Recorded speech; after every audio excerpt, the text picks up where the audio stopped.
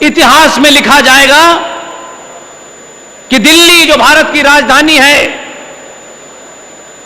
बड़े एनलाइटन लोग रहते हैं, जागृत लोग रहते हैं, बड़े विद्वान लोग रहते हैं, उनको गलतफहमी है कि वो ही ज्ञान देते हैं।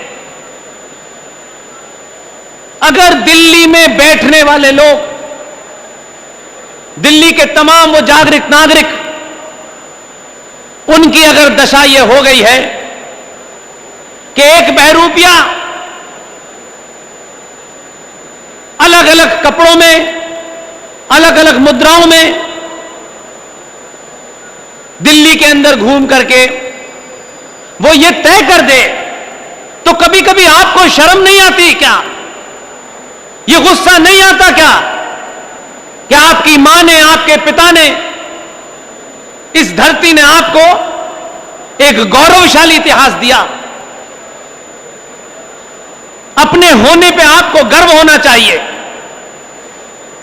लेकिन गुजरात के लोग क्या उनकी कोई बोली लगा सकता है? कोई लगा सकता है आपकी बोली? कोई खरीद सकता है गुजरात के किसी आदमी को? तो जो लोग बिकने के लिए तैयार हैं, उनसे पूछिए कि तुम गुजराती हो या बिकाऊ हो। इसलिए सुना है मैंने कि कुछ बहरूपिये यहां भी आकर के कह रहे हैं कि हम 2 रुपए किलो चावल और 1 महीने की बिजली मुफ्त कर देंगे। उससे कहिएगा 2 रुपए किलो चावल नहीं, हम तुम्हें 1 क्विंटल चावल और आजीवन बिजली फ्री कर देंगे, दोबारा यहां आना मत। इसलिए जब समाज के अंदर अपने ऊपर भरोसा होता है, अपनी फटी हुई कमीज के ऊपर भी उसे गर्व होता है, फिर उसे कोई नहीं खरीद सकता। इसलिए गुजराती, और ये बात में कोई इलेक्शन का माहौल है इसलिए नहीं कह रहा, ये लोग जगह जगह जा रहे हैं, आजकल भारतवासियों को 2 रुपए किलो चावल और 1 महीने की बिजली में खरीद रहे हैं।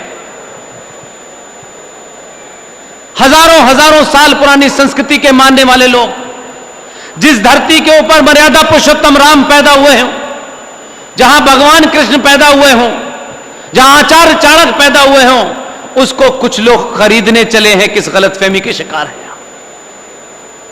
इसलिए आज चुनौतियों में सबसे बड़ी चुनौती यह है, तत्कालिक चुनौती यह है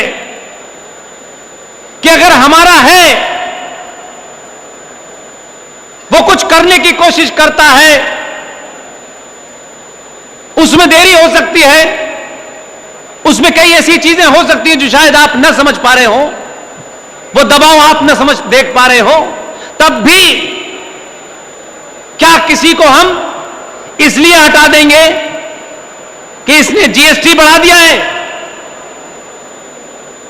जीएसटी घटता बढ़ता रहेगा, बिजली का बिल घटता बढ़ता रहेगा, ये महंगाई आएगी जाएगी। अगर ये राष्ट्र नहीं रहेगा तो सस्ती बिजली का क्या करेंगे आप?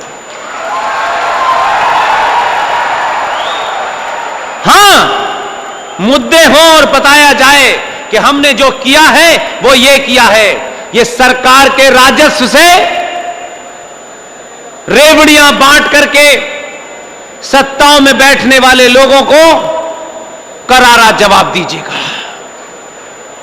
उसमें अगर अपने लोग भी हों तो उनसे कहिएगा तुम भाई हो सकते हो, तुम गुजराती हो सकते हो, लेकिन तुम अगर बिकाऊ हो तो ना तुम गुजराती हो और ना भाई हो। इसलिए जब आपने एक ऐसी सत्ता चुनी तो जिस राज्य को उस वक्त के महान विजनरी कबूतर उड़ाने वाले चाचा ने कश्मीर को जिहादी ताकतों के हाथ में सौंप दिया था, भारत के संविधान की आत्मा को मारते हुए एक धारा उसमें डाली गई और 1954 में चोरी करके बिना किसी को बताए एक दूसरी धारा डाली गई, लेकिन इसका जिक्र कभी हुआ नहीं। बड़े बड़े राष्ट्रवादी संगठन सुबह से लेकर शाम तक सुबह से नई नई ज्ञान देते हैं, नई नई फिलॉसफी लाते हैं, क्योंकि लोग अब उनसे भी सवाल कर रहे हैं कि ये जो आप ढोंग कर रहे हैं राष्ट्रवाद का, जरा इसका सही से जवाब तो दे दीजिए। उन्होंने भी ये बात नहीं कभी उठाई। तो धारा 370 का बहुत प्रचार किया, लेकिन 35A के बारे में बात नहीं बताई। इसलिए आजकल चिंतित हैं, क्योंकि वही घूम रहे थे कि हम ही हैं, हमसे आगे हमसे पीछे कोई है ही नहीं। लिहाजा आपने जब सत्ता पे जिन लोगों को बिठाया तो उनको यह एहसास हो गया कि बड़ी मुश्किल से इस देश में गलती से कोई एक बार किसी को चुन लेता है, दोबारा नहीं चुनता है। जब दोबारा चुना तो उनको भरोसा हो गया कि राष्ट्र को बात समझ में आ गई है कि हम करने क्या आए हैं। इसीलिए 2019 से लेकर के जितने काम हुए उसमें 370 भी हटी, धारा 35A भी हटी। उसमें राम मंदिर का फैसला, जो जज साहब कहते थे कि राम तो है ही नहीं,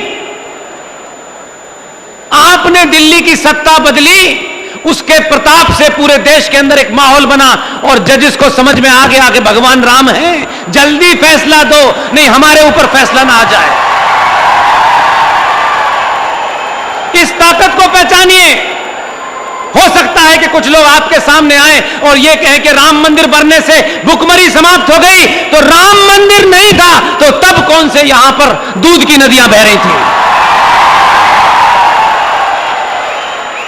हर बात के अंदर बेरोजगारी को जोड़ना, बेरोजगारी का आलम वो झूठे मक्कार फरेब लोग आपको नहीं बताते, क्योंकि इस वक्त लोग सच से डरते हैं। और जितने लोग भी, चाहे कर्नल आर सिंह साहब हो, सुशील पंडित जी हो, जय साईं दीपक हो, विष्णु शंकर जैन, हरि शंकर जैन, सुशील पंडित, ललित अंबरदार, अंकुर शर्मा, ये जितने भी लोग हैं, ये किसी सत्ता के साथ नहीं है, ये राष्ट्र के साथ खड़े हैं। और एक पूरे देश में एक माहौल हम बनाने की कोशिश कर रहे हैं। हमने आज तक अपने किसी भी संबोधन में किसी से नहीं कहा इनको वोट देना है और इनको नहीं देना है, क्योंकि हम ये मानते हैं कि अगर आपको सच पता चल जाएगा तो फिर आपका बटन किसी गलत जगह नहीं दबेगा। सच बताना ही हमारा इतना काम है। हमने सार्वजनिक मंचों से कहा है, हम किसी सत्ता के दरवाजे पे खड़े नहीं नजर आएंगे। हम किसी संगठन की चाटुकारिता करते नहीं नजर आएंगे, क्योंकि हम सब कुछ छोड़ के आए हैं, इसलिए कोई कंफ्यूजन नहीं है। कितनी भी ताकत और कितनी भी कीमत लगा दें, हम बिकने वाले लोग नहीं हैं। यही ताकत है। बहुत लोग डरते हैं, बहुत धमकियां देते हैं। जब जब आता हूं, कहीं भी निकलता हूं, धमकियां आती रहती हैं। हमारे कई साथियों को आती हैं। सुशील पंडित जी को मारने के लिए कुछ लोग दिल्ली पहुंचे थे। उनको यह समझ में नहीं आ रहा है, ये 2022 में किसी के कहने, किसी के सुनने, किसी स्वार्थ से इस देश में जागृति नहीं पैदा हो रही। कोई शक्ति है जो हमसे यह काम करा रही है, और वही शक्ति का प्रकोप है कि भारत अनादिकाल से एक ऐसी जगह रहा है जिस चीज को हम शायद साइंटिफिकली आज जानने लगे हैं, ये पहले नहीं समझते थे। इसलिए एक मंदिर, हम ये समझते थे सिर्फ भगवान के ऊपर भोग लगाना है, और अगर कोई मनोकामना पूरी नहीं हो रही है तो भगवान से जाकर के उस मनोकामना को पूरा करना है, और जितना बड़ा काम है उतना ही हमें बड़ा उनको मुकुट देना है। हम गलत रास्ते पे चले गए, और ये इसलिए हुआ कि हमारे अंदर की शक्ति कमजोर होने लगी। इसलिए हम ये उम्मीद करने लगे कि भगवान पे सोने का मुकुट चढ़ाएंगे तो हमें बिजनेस में करोड़ों का फायदा होगा। ये जितने भी अनादिकाल के मंदिर हैं, इनके अंदर एक शक्ति है जो 2022 के भारत में संचार क्रांति के माध्यम से दुनिया को पता है कि हर मंदिर के अंदर एक शक्ति होती है, वो शक्ति किस तरह से काम करती है, यह हमको नहीं बताया गया, क्योंकि उन मंदिरों में बैठने वाले लोगों का भी किसने कितना पैसा चढ़ाया, इससे ज्यादा एजेंडा नहीं रहा।